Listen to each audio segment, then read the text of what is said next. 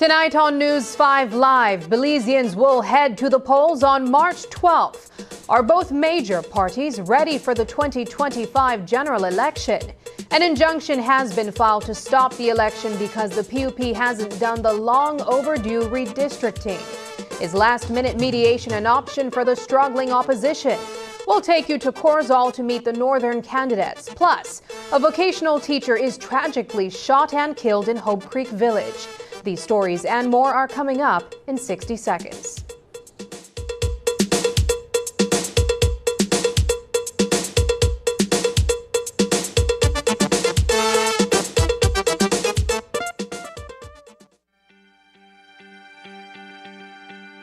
Our older persons deserve to live with dignity and respect.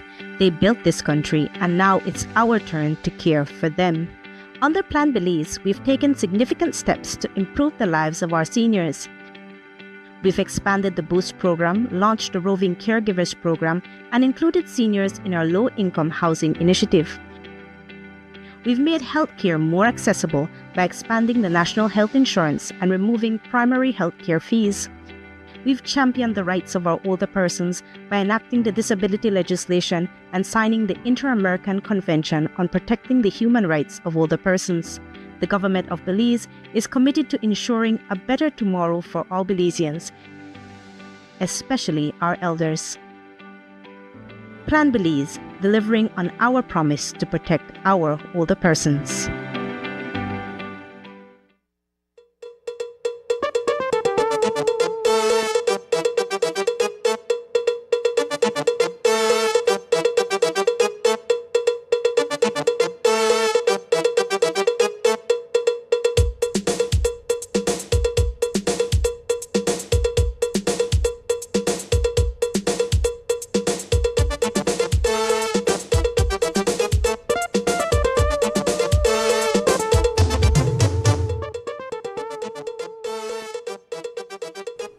Good evening and welcome to News 5 Live for Tuesday, February 11th. I am Sabrina Daly. The date for the 2025 general election is set. This morning, Prime Minister John Briceño made the much-anticipated announcement live from Belmopan.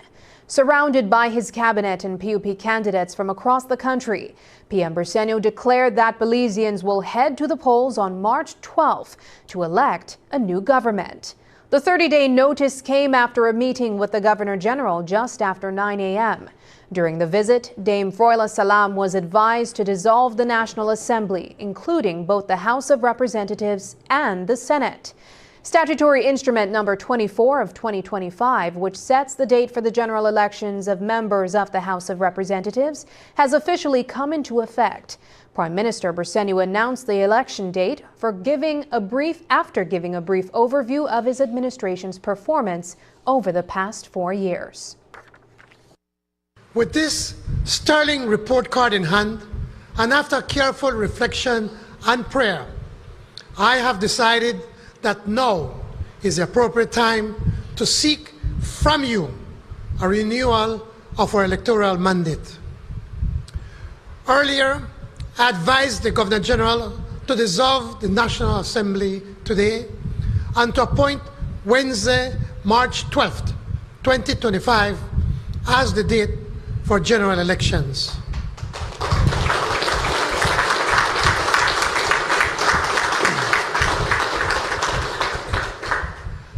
Nomination day for candidates in all 31 constituencies is to be February 24th, 2025. I encourage all Belizeans to vote. Election day is your chance, a chance to be cherished, where in free and fair elections you choose the person and the party that can best represent your interests. Prime Minister Briceño highlighted the PUP government's achievements and asked voters for a new 5-year mandate. 4 years ago, you gave our party and I the privilege of forming your government. Looking back, our country was virtually bankrupt at that time. Government was borrowing just to pay salaries. Tens of thousands were without jobs. Wages for public officers were frozen. The economy was shrinking, and the times were desperate.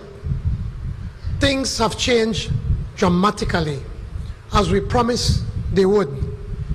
Every day since you gave us that massive vote of confidence, my colleagues and I have worked to deliver on Plan Belize and to maintain your trust.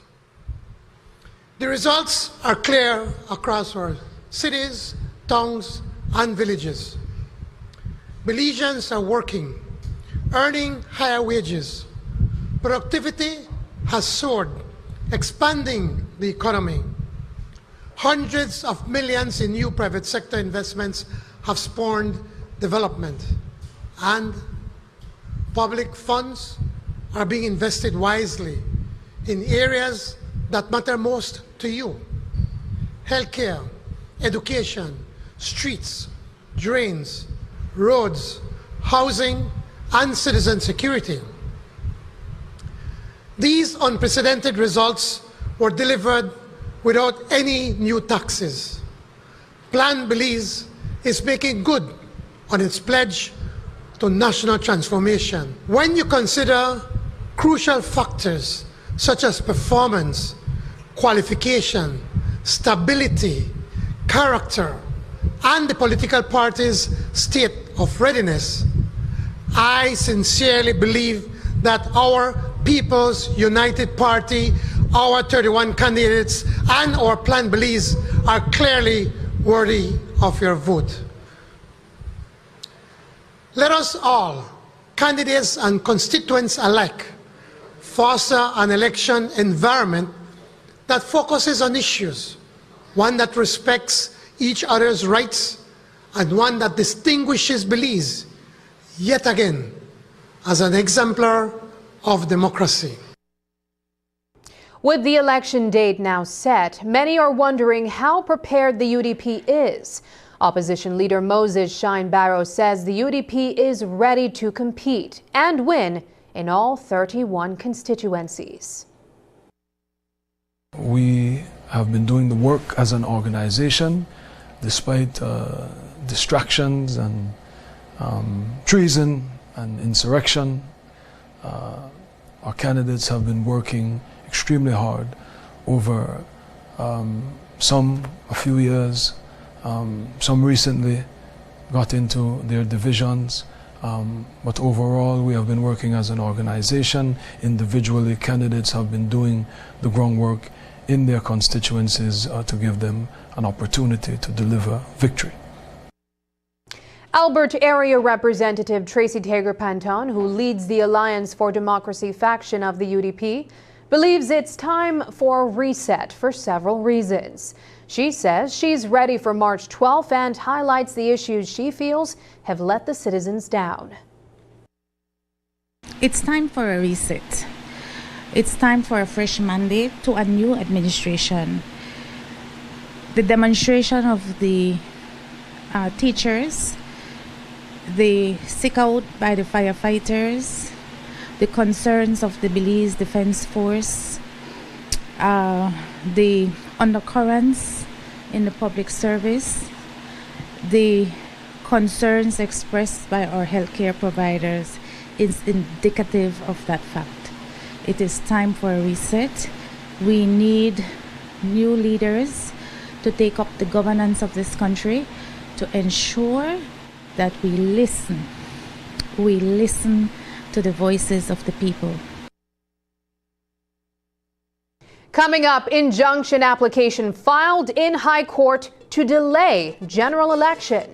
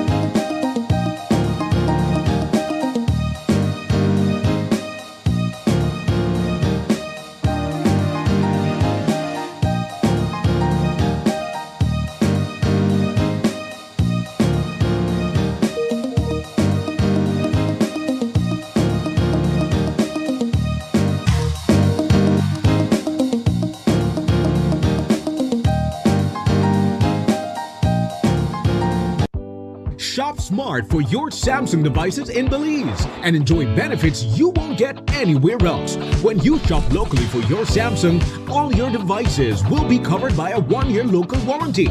You won't get that when shopping with the other guys. When in doubt, always look for the Cellular World seal to know you're getting the real deal. Shop with confidence and enjoy your Galaxy knowing that it can be repaired locally at our Samsung Service Center by certified Samsung technicians using original parts and machinery.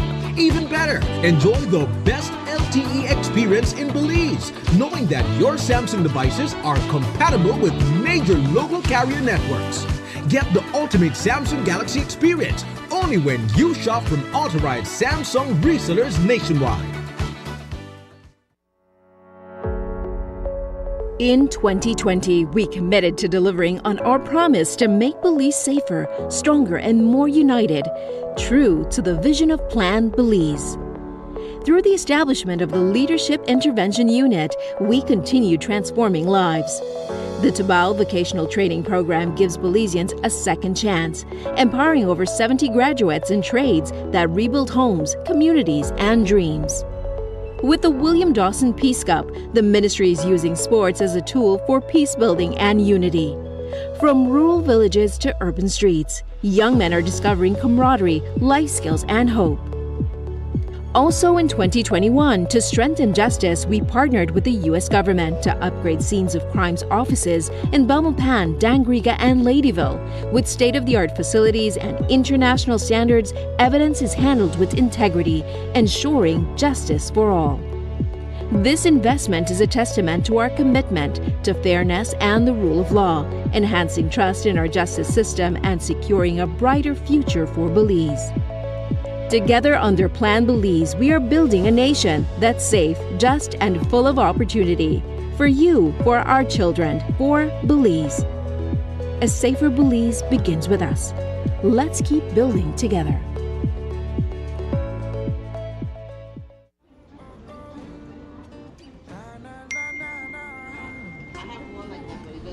Really?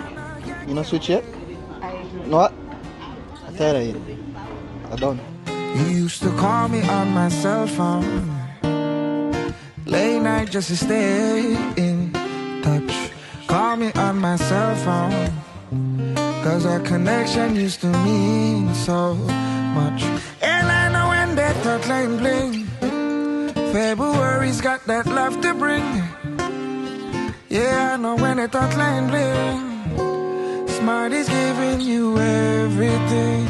These days all I do is wonder if you're still connected with somebody else. Wonder why you're missing out on what's best for yourself. You could have had more, but you're still stuck with them. You don't need no one else, you don't need nobody else. So it's time to switch up and run, cause Smart's the best in the land. They got the top speed and the best service for your phone. You should just switch to them, it's Smarter, no one else. You used to call me on my cell phone.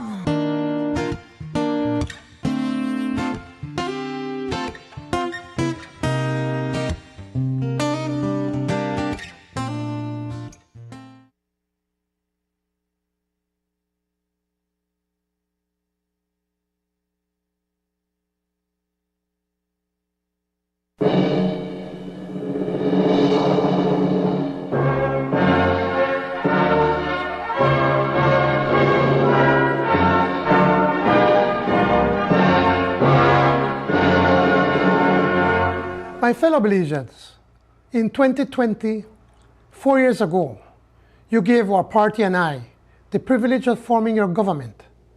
Looking back, our country was virtually bankrupt at that time. Government was borrowing just to pay salaries.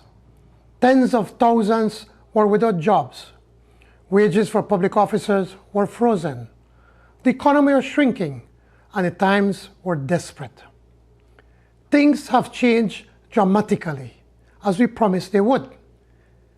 Every day since you gave us that massive vote of confidence, my colleagues and I have worked to deliver on Plan Belize and to maintain your trust. The results are clear across our cities, towns, and villages. Belizeans are working, earning higher wages. Productivity has soared, expanding the economy. Hundreds of millions in new private sector investment have spurred development. And public funds are being invested wisely in areas that matter most to you: healthcare, education, streets, drains, roads, housing, and citizen security. These unprecedented results were delivered without any new taxes. Plan Belize is making good on its pledge of national transformation. With this sterling report in hand, and after careful reflection and prayer, I have decided that now is the appropriate time to seek from you a renewal of our electoral mandate. Therefore, I have advised the Governor General to dissolve the National Assembly today and to appoint Wednesday, March 12th, 2025 as the date for general elections. Nomination day for candidates in all 31 constituencies is to be February 24th, 2025. I encourage all Belizeans to set aside time to vote on Election Day. Election Day is your chance, a chance to be cherished, where in free and fair elections you choose the person and the party that can best represent your interests. When you consider crucial factors such as performance, qualification, stability, character, and the political party's state of readiness, I sincerely believe that our People's United Party, our 31 candidates, and our Plan Belize are clearly worthy of your vote. Let us all, candidates and constituency alike, foster an election environment that focuses on issues, one that respects each other's rights, and one that distinguishes Belize, yet again, as an exemplar of democracy. And with the guidance of our Creator, let us always keep moving ever forward. Long live Belize, que viva Belize.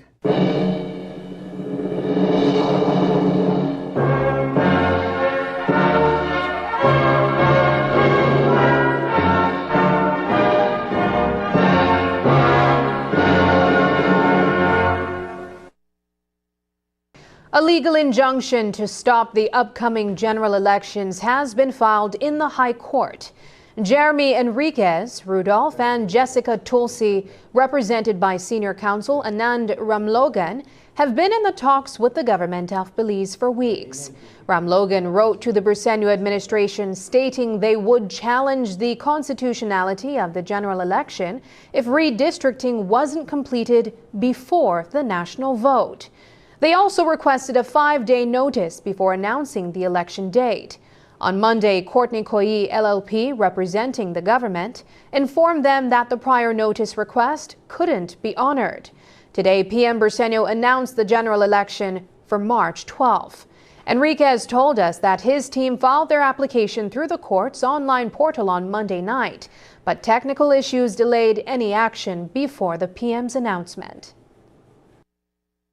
Following the letter that we received from Courtney and associates from Senator Courtney or his law firm on behalf of the Attorney General, we received that letter yesterday evening. And so last night when we realized that there would have been no warning by the Prime Minister, we worked into the night to file an injunction. And so we did file in the court's portal last night, hoping that this morning by around 8:30 or so we would have some kind of response. But unfortunately we learned that there was some problem with the portal and we had to get some printed documents into the court, and so to get 400 pages printed took a while, and we were a little late in filing. But it's disappointing, but at the same time it shows the country, the entrenched system that we have, very deeply entrenched system. And not only that it is entrenched, but that there is strong resistance and insistence to having the status quo remain. We did have that expectation for decency and respect by the government, especially that we sent the pre-action letter to them to indicate. We also sent to the Governor General to say, listen, can you give us a little bit of time before any, so that we can file our injunction? We did not get that response from the Governor General nor the Prime Minister, and then they went ahead in a sort of kind of an ambush to get the process done to call elections without the redistricting. But I'm still hopeful that the judges are reviewing the situation, and we'll see what happens from there. So, can Enriquez and the other claimants get the High Court to postpone the elections? Enriquez says we'll have to wait and see. However, he argues that if the election goes ahead without redistricting, the results would be fraudulent. In this case, in a sense, when the Prime Minister said in his statement this morning something to the effect that we are a model democracy, that is in the face, that's a blatant lie. We're calling an election that is in violation of the Constitution. The Prime Minister promised from the beginning of this term that he's going to find ways to rectify that situation, and we're back to this same thing that we started with, the status quo. So now, in your mind, what should be happening? What should be happening now is that what I'm grateful for is that people are more aware. A lot of people were not aware that they were taken advantage of over and over and over. And so hopefully more organizations, more individuals, more people will register their opposition to this kind of fraudulent election and will not participate. That's a tall order, but what we also hope for is that we will continue this through the court process even after election, and we'll see how it goes from there. So do you all have any present hopes of forcing the government to avert the election or to postpone the election based on the lack of redistricting? This is unfolding moment by moment, and so we're going to see what the judges say. And I don't want to preempt that, so we just got to wait and see. The bottom line is that there has been no resolution up to this point to the redistricting, and we're entering an illegal election with all the gross, severe malapportionment of electoral divisions. Should people in protest, people who support you, what would you advise them to do? Lodge a protest, vote, don't vote? What would you say? I am not voting, so I would encourage people not to vote, and if we have people in mass not do that, it could register our sentiments, our voice as to what we feel about the election. Secondly, any observer of our electoral process, whether it be OAS, the Commonwealth, I want them to know already that they're coming to observe something fraudulent. Albert Area Representative Tracy Tager-Panton was more lenient with the government on redistricting. She emphasized that it's crucial for fair play, but hoped it could be tackled right after the March 12th election. Panton mentioned she supported this effort even when she was part of the previous government. We need to ensure that there is fair representation by all those who have a voice in terms of who are registered to vote. I don't know which court, though, can fetter the power of the government. And so I think it is unlikely, but I might be corrected, that that decision will take hold prior to this upcoming election on March 12th. It should have happened, and I'm really hoping that right after this election, that will be the first order of business for us to work on the redistricting exercise. Despite today's injunction to stop the March 12th election, opposition leader Moses Shine Barrow believes there's still time for redistricting. He highlighted certain constituencies with glaring voter discrepancies, arguing it would be unfair to hold the elections before addressing these issues. When you have Fort George being merged with Kikaka, that is atrocious, absolutely ridiculous. Belize Rural South should have been split in half, creating another constituency. Fort George should have been folded into Caribbean Shores, because that is the entire best practice requisite that constituencies that are contiguous with each other usually would form the new constituencies. That was not followed. Just a month before the general election, we asked Barrow if he's open to mediation with Tracy Tager-Panton and the Alliance for Democracy. On Monday, Tager-Panton's lawyer wrote to Barrow's attorney requesting mediation between the UDP factions. When we sat down with Barrow, he practically dismissed the question, insisting there are no factions in the UDP. Here's how he responded.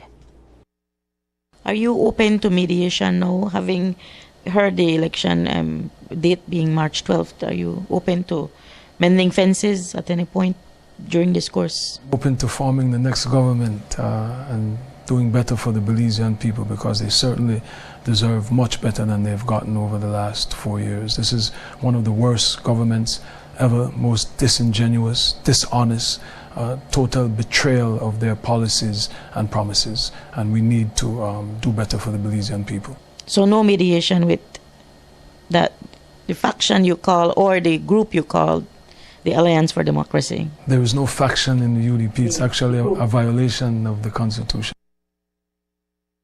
Tigger Panton said Barrow's refusal to accept the October 20th convention results and his unwillingness to follow the court's advice for mediation have stalled the process.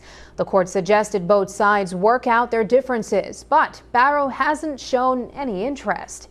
This, according to Tigger Panton, is what initially frustrated their efforts to resolve the issues. I don't think Shine has ever expressed any interest in mediation. In fact, his attorney, Dr. Malcolm out of Jamaica, has said clearly that Shine was dispensing with mediation. The court, the judge in this matter, Honduras, strongly, in the strongest terms, recommended mediation. And not only that, when we had the convention on the 20th of October 2024, our commitment to the supporters of the United Democratic Party and to the delegates of the United Democratic Party is that we would have done everything we possibly could to unite the party, to find a way to come together, to settle our differences if they could be settled, or to find somewhere where we could collaborate in the interests of this country. And at every opportunity, Shine Barrow has said, I have no interest in doing that. After the break, 23-year-old carpentry teacher murdered in Hope Creek. But first, here's the latest weather update from the Belize Met Service.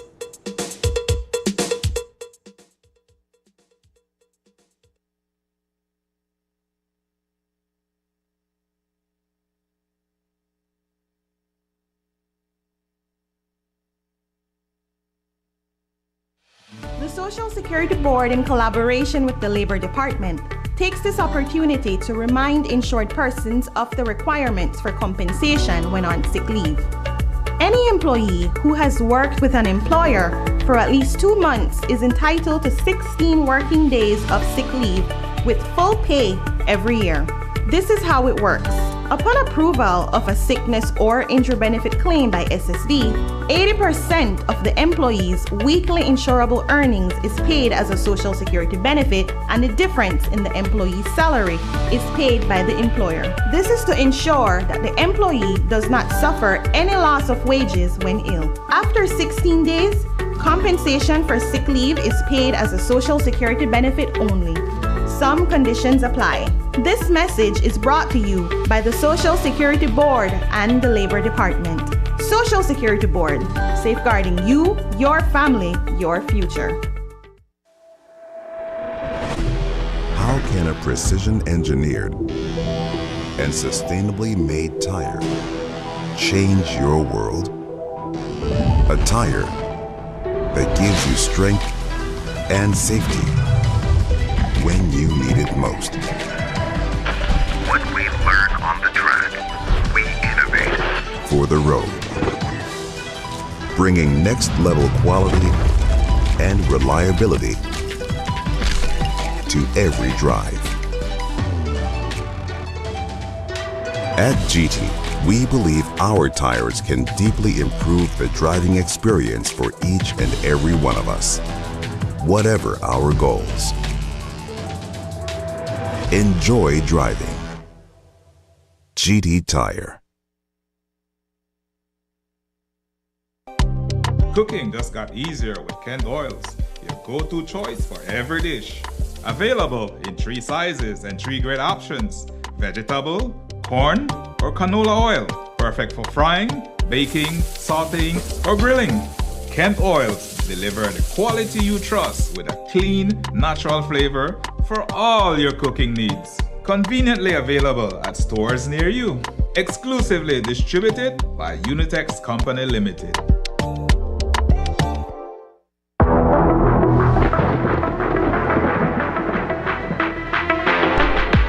DG, our National Telecom and the Cycling Federation of Belize, with the support of DigiWallet, the Belize City Council, M&M's Engineering, and Powerade, proudly bring you the 28th running of the Digi Valentine Cycling Tour in collaboration with the Belize Tourism Board. 3 exciting days of high energy and intense bike racing. Stage 1, Friday, February 14th, the fastest of the fastest proved themselves in the time trial on St. Thomas Street, starting at 6 p.m. Stage 2, Saturday, February 15th, the fast-paced road race starting at the Digi headquarters at 8 a.m. on St. Thomas Street in Belize City, heading to the Orange Walk roundabout and returning back to Belize City, ending at the Digi Signature store on the Philip Wilson Highway.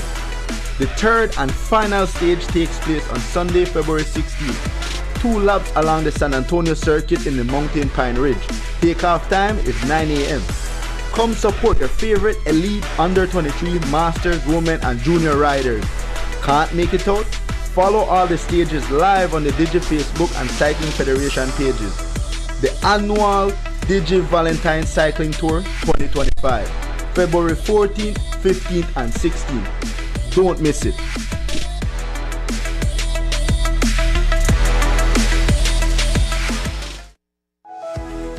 It's time to wake up, move, and feel amazing. Get your heart pumping and your energy flowing with Morning Boost. A fun and dynamic workout show to kickstart your day. Whether you're a beginner or a fitness pro, we've got the moves to keep you motivated. So grab your mat, set your alarm, and let's get moving. Morning Boost, weekdays at 6 a.m., only on Channel 5.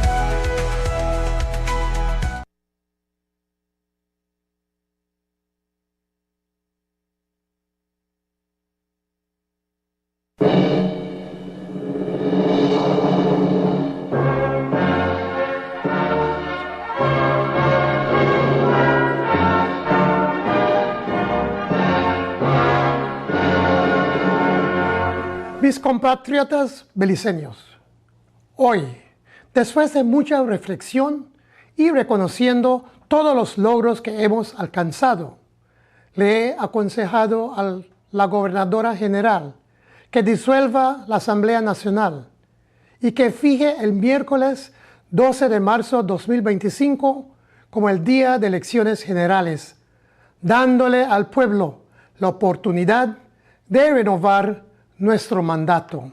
Tengo la plena confianza que después de todo lo que nuestro gobierno ha logrado, el pueblo nos dará la oportunidad de seguir trabajando en beneficio de todos los beliceños. Estoy convencido de que al comparar equipos postulados por los diferentes partidos, no habrá duda que nuestro partido se distingue en calidad, estabilidad y carácter de nuestros candidatos y más aún en estado de preparación para seguir gobernando. El Partido Unido del Pueblo, el PUP, es el que seguirá con la transformación de nuestro lindo país. Que Dios nos bendiga. Que viva Belice. Muchas gracias.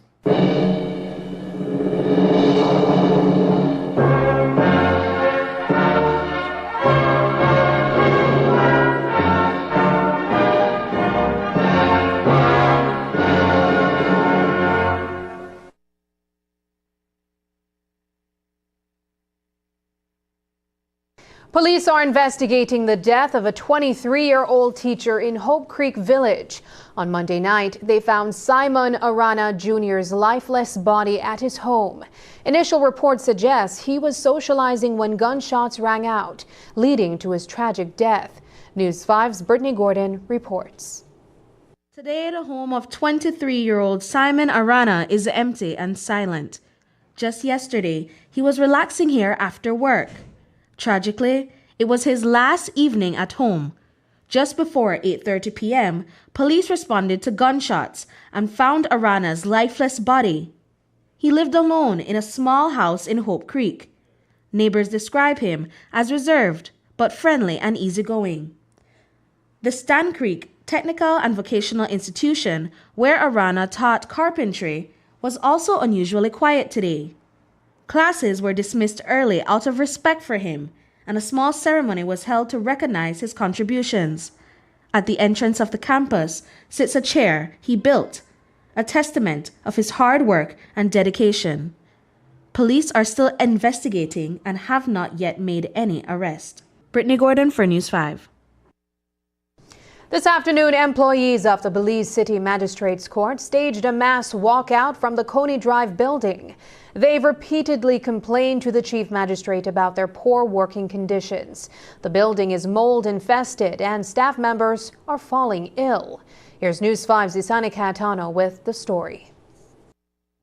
This afternoon, administrative work at the Belize City Magistrates Court came to a standstill as staff members walked out of the building, leaving their posts. For weeks, staff have been voicing their concerns about the poor working conditions. The building is infested with mold, and the lack of proper ventilation has been making people sick. Currently have a mold problem, and our staff, everybody complain about the same issue, headache, migraine, chest pain. So we just decided that we just walk out and make them decide what they need to do, because people get sick, and when we're not called at work, we short of staff. Everybody have to take up each other work and stuff, so they need to figure it out. The ground floor of this concrete building hosts several courtrooms, including the Chief Magistrate's bench. When we arrived, many staff members were outside under a tent, and the lower court's work had been suspended. The ceiling throughout the building is covered in fungus.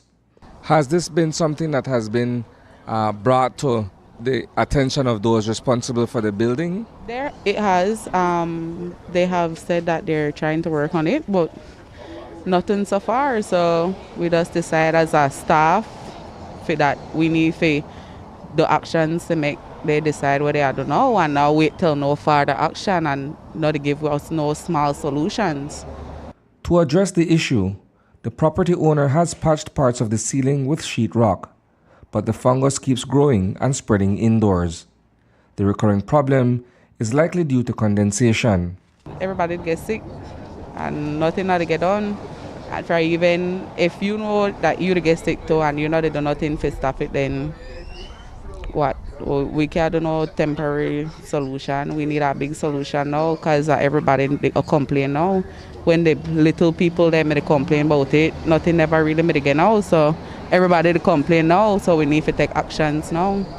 How does this affect the work of the magistracy or the lower courts? I know that on a day-to-day basis you have people who come through this building on criminal matters. Know that you're all outside of work. How does this create this bottleneck, or how does this stop the workflow?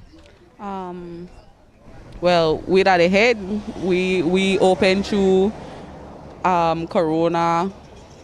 We service the public as best as possible. People call pay. We collect government funds. Court have to open up to criminal matters, civil, traffic. So if we not to work, then how the people and the public they get assist, how the government collect their funds. Mold in damp buildings can cause nasal congestion, sneezing, coughing, wheezing, respiratory infections, and can worsen asthma and allergies. Reporting for News 5, I am Isani Cayetano. Jamaican magistrate Shoshana Jody Ann Thompson, originally from Jamaica and now the resident magistrate for the Toledo District, was called to the Belize Bar of Attorneys for the High Court on February 7, 2025. She earned her Bachelor of Law from the University of the West Indies, Mona, in 2018, and her legal education certificate from the Norman Manley Law School in 2020. Thompson has been an accomplished defense attorney in Jamaica since 2021 and has worked with the magistracy for 3 years. Now she's qualified as an attorney in 2 jurisdictions, all before turning 30. She was called to the bar by Honorable Madame Justice Martha Alexander, with Senior Counsel Philip Zuniga assisting. In her 5 years of legal practice, Magistrate Thompson has dedicated herself to the legal community. She's trained in court-annexed criminal mediation, first responder protocols, and digital forensics on criminology from UNDOC, Spain, among other achievements. The Thompson gives back to the Toledo district through philanthropic work, including motivational speeches at schools, lectures for teachers and students, and sensitization programs on constitutional rights with nonprofits. Beyond her legal work, Thompson is deeply involved in the creative arts, including acting, performative poetry, writing, and directing. Her poetry often explores the human condition, social issues, and women empowerment. She continues to work with citizens and stakeholders to inform, protect, and promote justice in Belize. In October 2022, a 17-year-old high school student claimed she was raped after a night out at Eruption nightclub. She reported to the police that she was found partially clothed in an abandoned vehicle near the club. Michael Flowers, 27, was charged with a crime.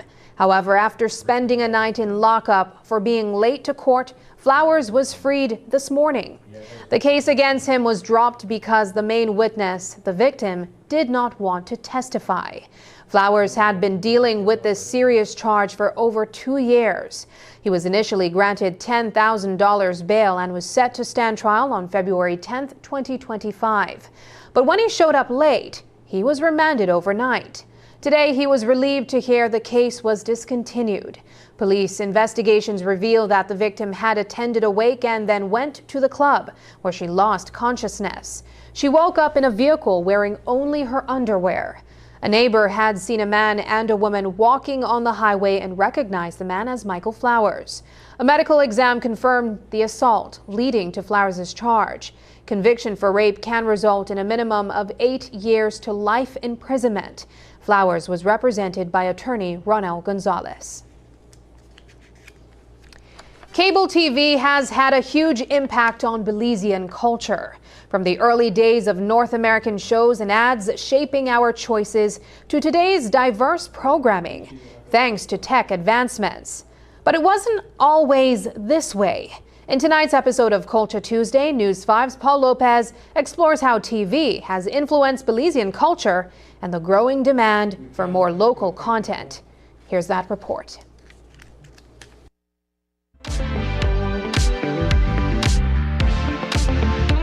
Have you ever thought about how cable TV and before that on-air TV have shaped Belizean culture? Just 4 decades ago, TV was a brand new phenomenon in Belize. That would have been the big back version around 1981 to the latter part of 1981, because I can remember going into high school and when we done got the black and white TV. But we never have cable as such. We have to stick up the antenna of the TV, put file paper on it. Kathleen Flowers shared her memories of the early days of cable TV in Belize. Before cable, there were just 2 channels, Channel 9 and Tropical Vision. Channel 9 brought WGN-TV, a Chicago-based station, right into Belizean homes. For us, it was Channel 9. Everybody only spoke Channel 9 business in this city because there weren't many options, and Channel 9 was straight out of Chicago, Illinois. Straight die-hard, Cubs, anything Chicago, Wrigley's Field, anything Chicago, the little Bozo show was what children grew up on in the 1980s and early 90s. I could remember one, Andy Griffith. Oh, Andy Griffith and another comedy one was the old man. What's his name? Don't ask me. The one that my father used to enjoy watching. I can't remember his name right now, but he used to have a little toe dance that he did and would always have a heart attack. Wow. Oh, Sanford and Sons. Sanford and Sons. Chicago-based entertainment, especially sports, became so popular in Belize through WGN that Cubs star Gary Matthews visited in 1985. He was greeted with a parade and celebrations fitting for a king. Evan Tench, president of the Belize Cable Television Operators Association, fondly remembers those days and reflects on how the industry has evolved. So you had individuals, entrepreneurs, started to run cable over the telephone lines and the electric lines to people's home. So you pick up, have the signals picked up by satellite, and then they would create like a multi-channel signal in the head end, and then they would push that to your home over the cable. How was this a game changer from what we had with the on-air? Well, it was a game antenna? changer because now more channels came into play. You know, you were getting first, I think, a few dozen, and then it increased until where we are now with a couple hundred channels. Belize City led the way in this TV evolution. As the country's population hub, the demand for more channels was high, sparking competition among providers. More cable connections meant TV's influence in Belize expanded beyond just WGN. The thing is, it was easier for us to pick up because at that time the Americans were launching satellites that had hundreds of channels beamed for their customer base. But these satellite signals were reaching us. It was easy for us to put up, at that time it was these big mesh dishes, 10 feet, 12 feet, 20 feet, and we could pick up the signal here. So we used that content to send to the customers. Back then it was, can't get home fast enough to watch the soap operas. Those were the things that we used to watch, and they affected our homes. Many a pot never did finish cook early enough because of soap because the mothers were home watching those, and they either cook early, or they hurry finish it up by the time the children used to come home for lunch at that time. You had a favorite? I was Days of Our Lives. I would watch Days of Our Lives. But I know my mom who was at home, she had like 4 or 5 of them. And the thing is, when they don't watch, she would get on the veranda and she and the neighbor next door discuss, and they anticipate what the next episode will look like. In just 4 decades, technology has leaped forward. Industry leaders have shifted from cable to fiber to home transmission. As costs have risen, tech advancements have driven companies to create mobile apps and streaming platforms. While there's still a craving for North American content, there's a growing demand for programming that reflects Belizean identity, from sports broadcasts to local shows. Because of the advent of technology, now there's faster internet, better satellite technology, we can get more content from the Caribbean. This has made the product that we're offering much more diverse, much more cultural, much more local, much more regional, that we can offer to the consumer than just initially when the satellites were only picking up spillover signal from the USA. Reporting for News 5, I am Paul Lopez. When we return, meet the candidates for the Corozal district.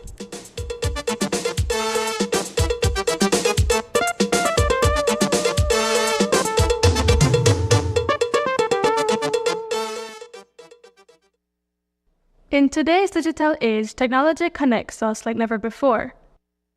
But it can also open doors to hidden dangers. Predators use social media, gaming platforms, and messaging apps to target vulnerable individuals, especially children. In today's digital world, technology can be a gateway for human traffickers, but we are not powerless.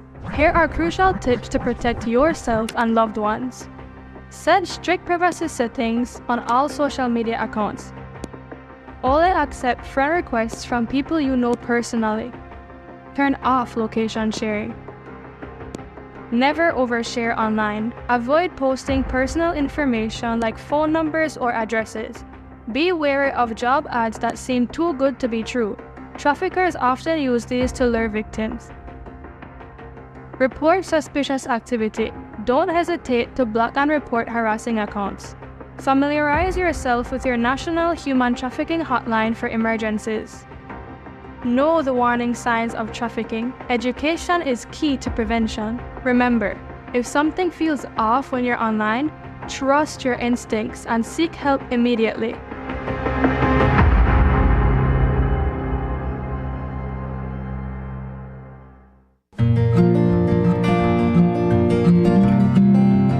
Walking with my dog Luna at night feels safe because the street lights are bright. Thanks to BL's LED streetlight project, our communities look much brighter.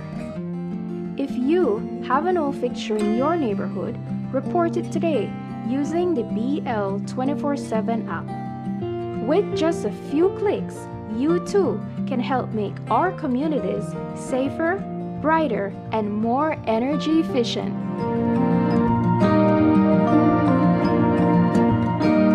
Bringing you a brighter tomorrow.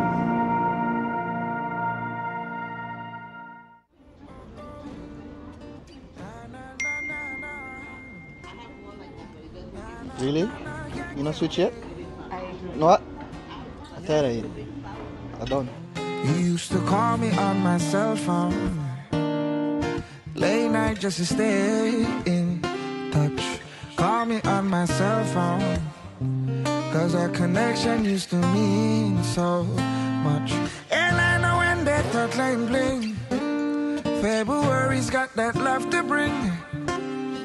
Yeah, I know when that hotline bling, Smart is giving you everything.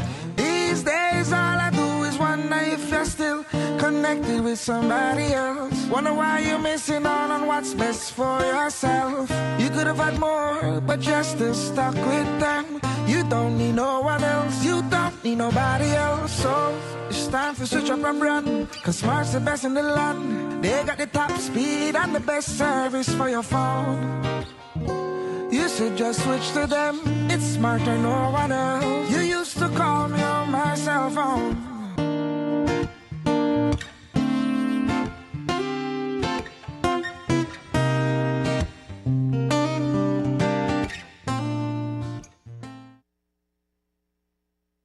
This is my first time here. Hopefully it's my last. My dear friends, here we are, all in our true colors.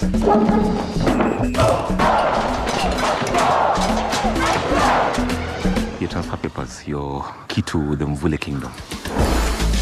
Hi, I'm Lisa. I know. Here are your clippers. Clippers. Who's in? We are prefects. We run this place. So let's act like it. Solomon, the head prefect, quick. Is my collar straight? We'll be out of Mvule High before you can pronounce the word scholarship. We have a mystery to solve. The only way we can make a difference is if we stick together. When I'm head prefect, each and every student will have a voice. You need to show that new squeak the Mvule. I hate this school!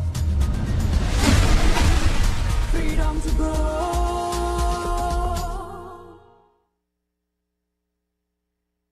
The political scene is heating up now that the Prime Minister has officially set March 12th as the date for the general elections. Over the weekend, we followed all 8 candidates as they campaigned in their constituencies. This weekend, News 5 took its cameras to the Corozal district to catch up with all 8 candidates running there. They shared their plans and the feedback they're getting from voters on the campaign trail. Here's News 5's Marian Ali with the report.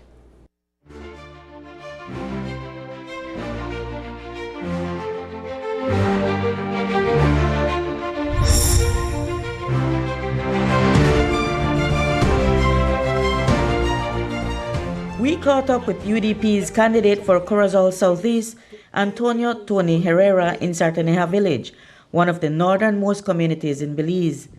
If elected, Tony plans to leverage the recent infrastructure improvements and the village's charm to boost tourism and create jobs. He also aims to tackle the high cost of fuel and living. So we, as a government in waiting, our purpose is to try and bring down the cost of fuel because that's where we had it before. Okay. And also we will try our best to lower the cost of living. We will encourage tourism, ecotourism, right? Fly fishing, stuff like that in the area of Sartaneja. Look at Sartaneja, the beautiful sea it has. We can exploit that. That will increase the betterment of the livelihood of this area. Look at Chunush. It has a beautiful lagoon. Progreso Lagoon, Copperbank Lagoon. So all these areas will be accessible by you and I, not only by tourists. Herrera is also advocating for improved policing in the area. His political rival in Corozal Southeast, the incumbent Florencio Marin Jr., emphasizes that he doesn't take his constituents for granted. For Marin, infrastructure and education are top priorities as he heads into this election. But I now need to focus on expanding on lights in the streets. I now need to focus on expanding the school here. That we're going to complete the Caledonia Buena Vista Road. We're working on that right now. We're going to complete from Progreso to San Esteban. We're also going to connect Progreso to the Sarteneja Road. We're also going to connect Chunush to the Sarteneja Road and Chunush to the Progreso San Esteban Junction, so that we can be able to get the whole area paved as much as possible. We also need to support the growing community in Cerro San, so we already start paving some parts towards the Cerros Maya ruins. In May 2022, Martin Rivera was selected as the UDP candidate for Corozal Southwest. He believes that voters' frustration with the government's handling of inflation in Belize will lead to a shift at the polls. The prices of all goods, of merchandise, of textiles, of technology, everything has gone so high, especially the cost of living, the food. The basic food has been so expensive, and I do believe that they are going to look out, they're going to target, they're going to penalize this system, this government that has been jeopardizing every citizen's growth. Ramiro Ramirez is running for the PUP again in Corozal Southwest. His campaign began the moment he won the last election, and his work in the community show his dedication. Every Sunday, you can find him leading a garbage collection drive. We bought a truck, and that truck is giving service to my community. Now it's easier and faster. We don't have to wake up 5 o'clock in the morning. Now it's 7 o'clock to by 10, 11, we're done. Before, sometimes it was whole day with the trucks. So I think that is a plus for all of us, and there's no charge. Nobody charge to pick up garbage. On your left, you can see a complex, and it's not the only one that we have here. We have one in Libertad, we have one in Louisville, we have another one in San Victor, and we have another one that is going to start soon after election. Well, what I want for San Narciso, we need a police station, and we need the market, and we need a school. The UDP has been rocked by a fierce leadership battle, but Martin Rivera and Tony Herrera are confident it won't hurt their chances at the polls. Shine and Miss Tracy Panton, that they are keeping democracy alive. One of the things that I don't like is that they have gone to the extreme, but democracy in our UDP is alive. Most of the UDP supporters in the Corozal Southwest has pledged to me that they will work with whosoever is the leader. And I am 100% willing to work with anybody who becomes the leader. The Honorable Shine, the Honorable Tracy will not campaign for me. I have to do that myself. For me, politics is local. I have nothing to do in that fight. And my people understand that. That is what I bring to the table, what I can do for them. This Wednesday, we'll introduce you to the other PUP and UDP candidates running in the 4 remaining constituencies in the Corozal district. Reporting for News 5, I'm Marion Ali.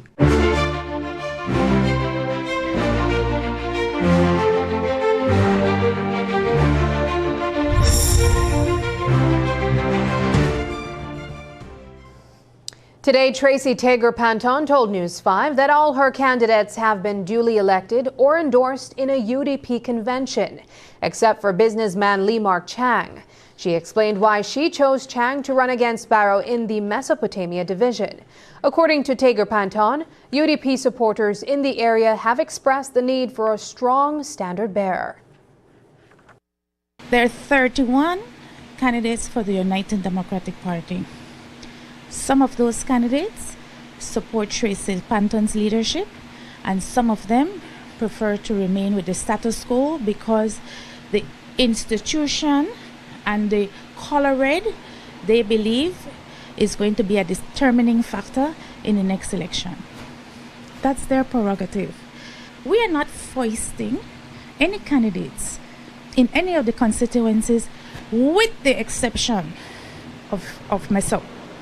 And we feel very strongly and that it has become necessary for us to field a candidate in Mesop because, one, shine is the problem, and two, the delegates, the executive committee of in Mesop came to us and says the situation with our current standard bearer is untenable and we need a new standard bearer.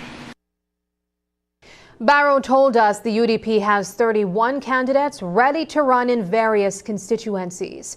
When asked if the UDP leadership can select standard bearers without an endorsement or election convention, he explained that the proper procedure was followed to replace Tager Panton and others who violated the UDP constitution, making them non-members.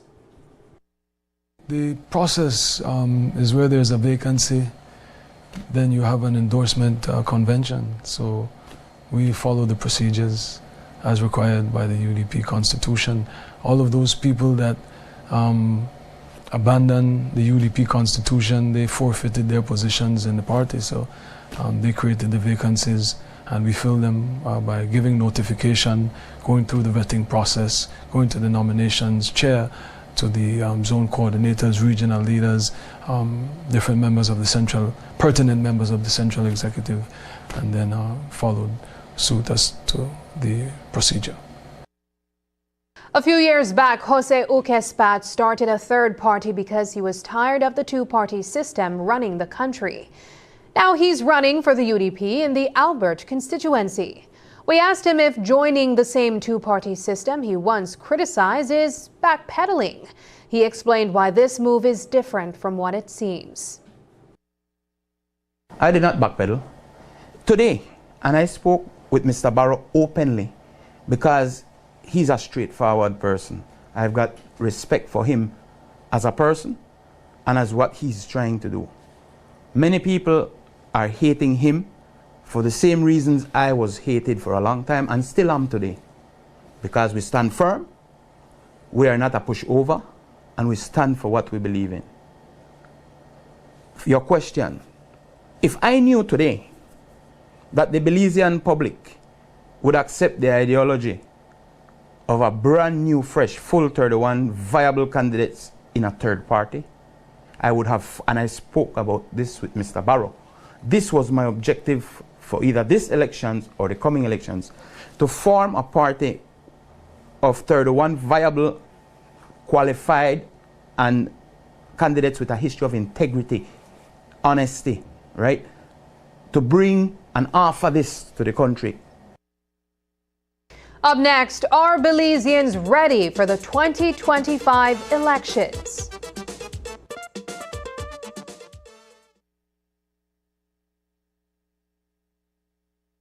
Ayudar a que los niños puedan tener una vida saludable es algo que yo como madre puedo sentir bien porque puedo ayudar no solamente a un hijo mío, sino también a los niños de la escuela.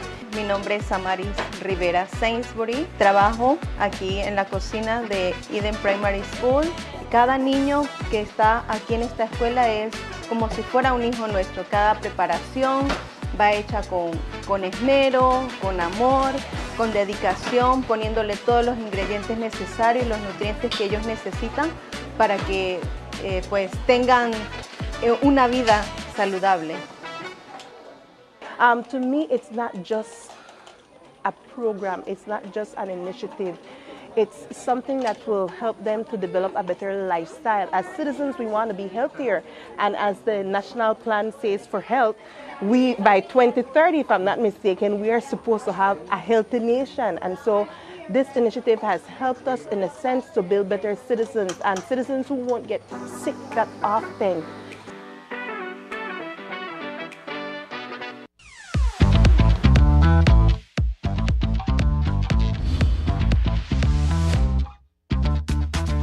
The CB100 is efficient, durable, and has enhanced smart power.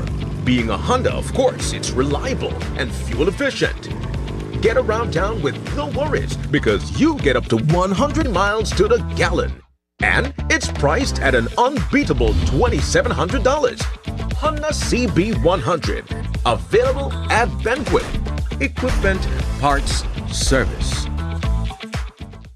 Tourism is the backbone of economic growth and community development. However, success in tourism development requires more than just a vision. It demands responsible planning, strategic partnerships, and adherence to local regulations. To support developers and investors, the Belize Tourism Board, BTB, would like to remind that every owner of a prospective hotel or tourist accommodation must apply for and obtain registration from the Registrar of Hotels before commencing construction or development. For those who have already commenced construction, please contact the BTB at hotels@belizetourismboard.org to request and submit your registration form for new developments. Together, let's build the future of tourism.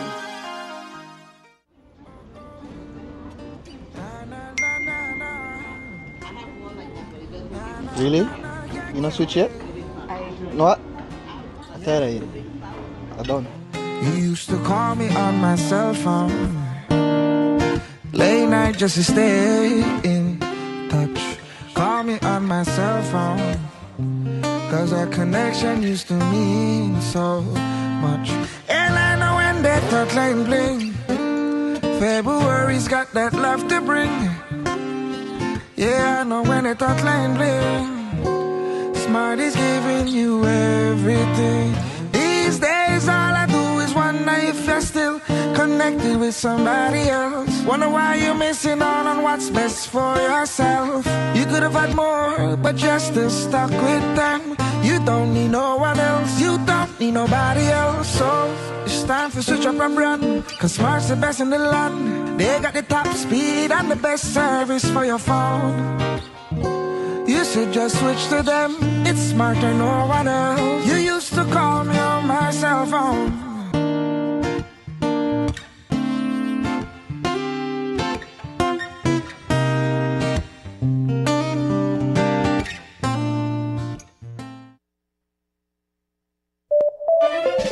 Coming up, a festival of long-distance running with some very familiar charms. How about Run Barbados?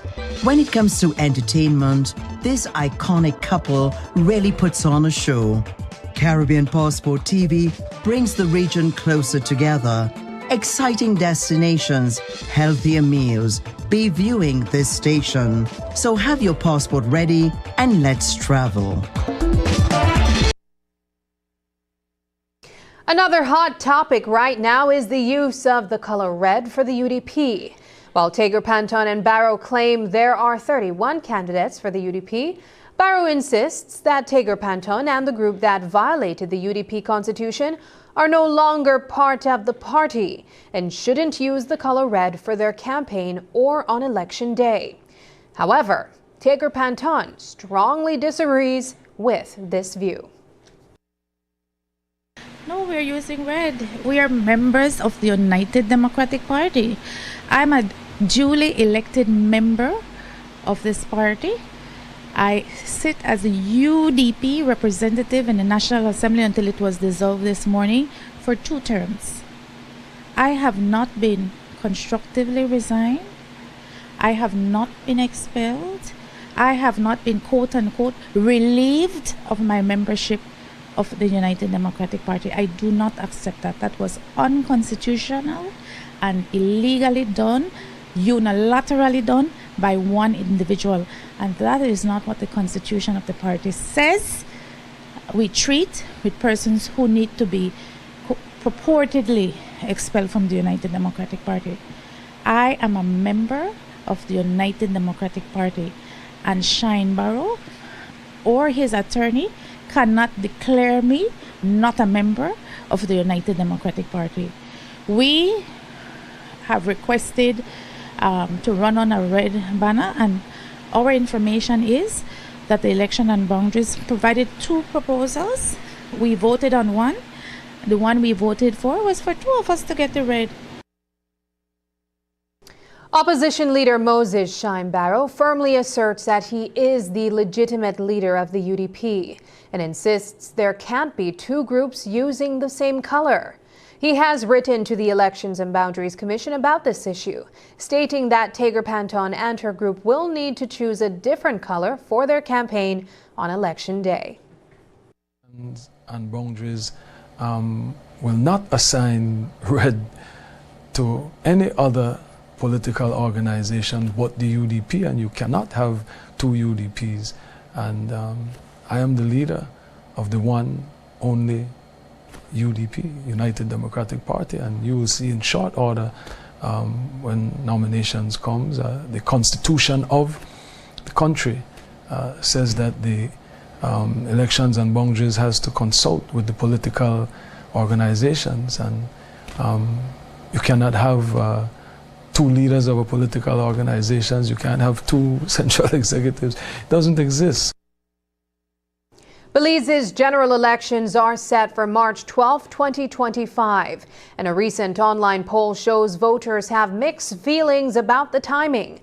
The poll asked Belizeans if they thought the elections date was a good idea. Most respondents, 1,202 people, said they were ready to vote.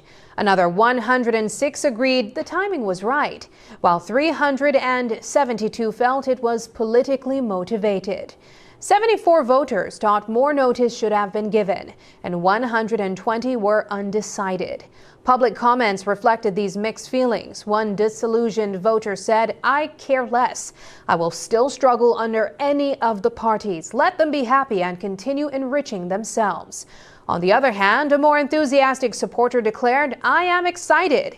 I am ready for the PUP. Why vote for a party that can't even decide who their leader is?" The announcement has officially kicked off the campaign season, with political parties rallying their supporters and strategizing for the election.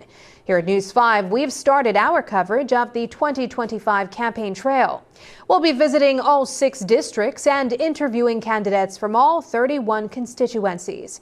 Our station is set to deliver comprehensive, in-depth, and engaging coverage before, during, and after the polls. With the theme, Decision 2025, Show Out or Blowout, our election programming will provide exclusive insights, expert analysis, and voter perspectives as the nation prepares to decide its future. After months of speculation, Prime Minister John Briceño finally made the big announcement that Belizeans have been eagerly awaiting. The 2025 elections will be held on March 12th. With just 1 month to prepare, we hit the streets of Dangriga and in the Stan Creek district to capture the buzz and hear how people are feeling as the big day approaches. Well, I figure you're ready because it really happened that you have people have different choice of doing things, and maybe some ready that will make we continue, and some maybe might ready that not ready because so certain things maybe may affect them before, so they may have a little staggering in between it. Do you exercise your right to vote every election time? Yes. Why do you think it's important to do so? I think the important part that you really vote for someone candidate where you know more or less, where you figure more or less where help the area. If people are ready, then we make it there. But then I not say the money is spent, and I think by now Belize is supposed to be in a better position, you know. I hear about $250 million, and up to now, like, we not feel the effects of that money. And I think that by time now, Belize and biting up. So, make us spend some money and make the people feel like we believe them at the time. Yes, I'm ready. I think it's time because we need a new leader. We need new leadership. What are you hoping for will be the outcome of this next new elections? What UDP win. Why are you hoping for that change? What would you like to see change in your community? Well, I would like to see a lot of changes, like in our election, like after election, a lot of changes, like in a lot of crimes they happen, and so I wish the crime would not go down, and so. Why do you think it's important to vote? Well, at least you have an option, and it's important to exercise the option. Are you ready for the 2025 election? Yes, ma'am. I'm ready because I tell the punish. What are you hoping to see change in your life then after this election? I want to say they share with the poor too. Share thing with the poor. Make we eat bread crumbs. Right now we don't eat no bread crumbs right now. Do you vote every election time? Yes, ma'am. So you exercise your right to vote? Yes, I exercise my right to vote at all times. Why do you think it's so important to do that? Because once you exercise the right, you don't have no say as a Belizean, the way how the country they run. So I believe you should exercise the right. It's very hard right now in this time, but I think some people are ready. In a whole, some people are ready, but some people are not ready. Because some people still not some people still not win. They say all of we for win, but all of we not win. Check? Real. Why do you hesitate to vote sometimes? Well, I don't vote none at all because by the end of the day, they not support me. At the end of the day, I don't know where to do. I don't know if to vote PUP or UDP. And that's the news. Tonight's broadcast is available at channel5belize.com, on our Facebook and on YouTube. I'm Sabrina Daly. Thanks for joining us. And from all of us here at News 5, good night.